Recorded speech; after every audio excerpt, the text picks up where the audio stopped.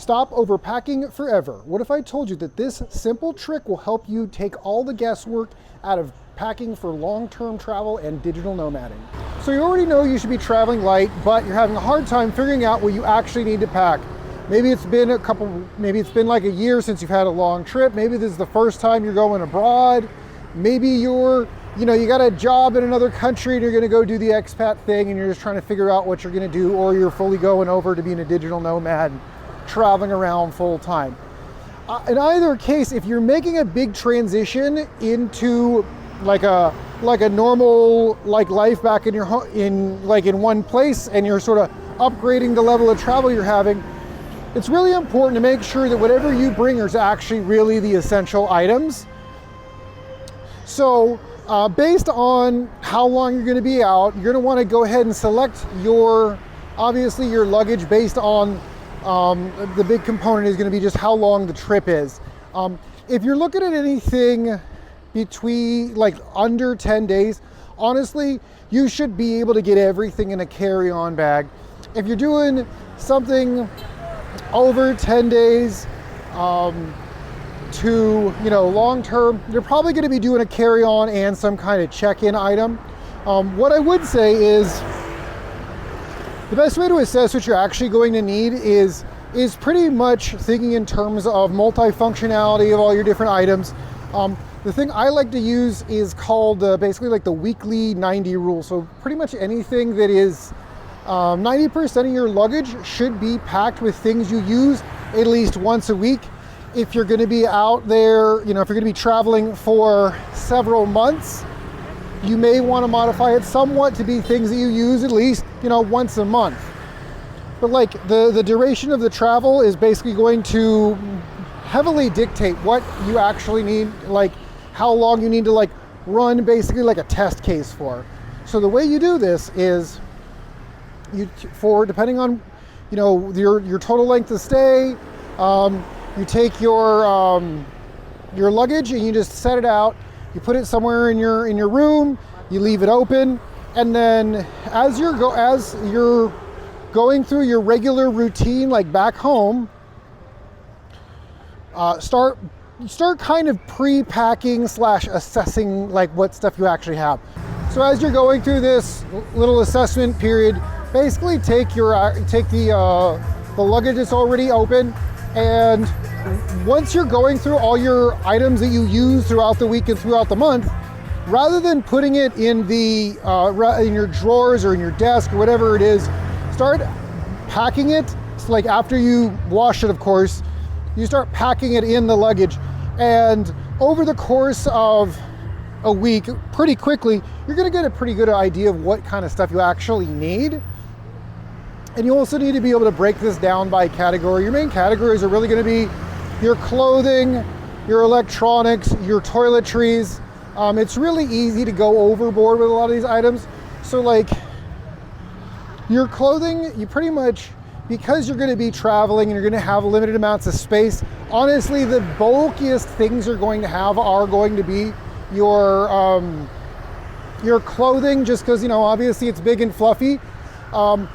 Something that's becoming very, very popular is those little vacuum bags, where you just have a bag and you just stick a little small vacuum pump on it, and it sucks all the air out. And then one of the things that I like about the little vacuum pumps is, if you've ever tried to pack too much stuff into a suitcase, you keep on thinking oh, I can just push on it more and more and more and more. And at some point, it's going to kind of shift into the wrong place, or when you're going between locations, you might pack it a little bit differently, and suddenly you don't have as much space as you thought you had, or you end up popping a zipper or something like that. So one of the cool things about having a vacuum bag design is it pretty much eliminates the guesswork of trying to press something down, because it's already pre-compressed. So you basically throw it in, you suck all the air out, and then you know how much space you actually have, so that you're not gambling the day, the morning of your flight or something like that, putting stuff in. And so as much as you really can, I do recommend using some sort of vacuum compression system.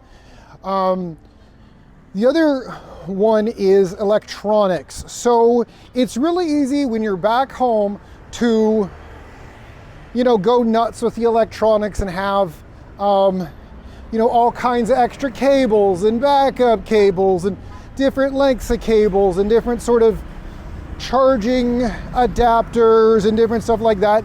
And you really do want to minimize as much as you can. You want to get as many little power adapter systems that allow you to plug in multiple different kinds of USB-A's and USB-C's and all that other stuff, so that you're really minimizing down how many different you know, how many different like electrical connection devices you have.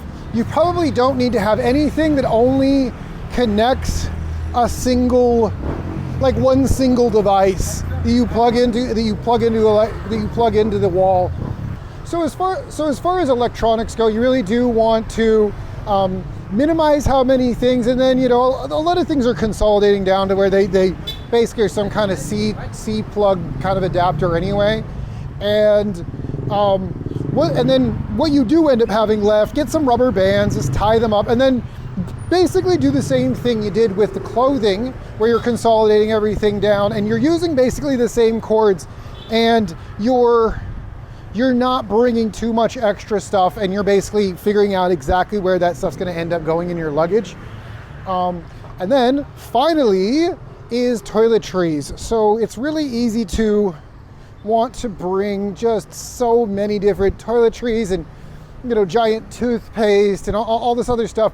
Just remember that, like, basic toiletry items really are pretty much universal. You can get them anywhere.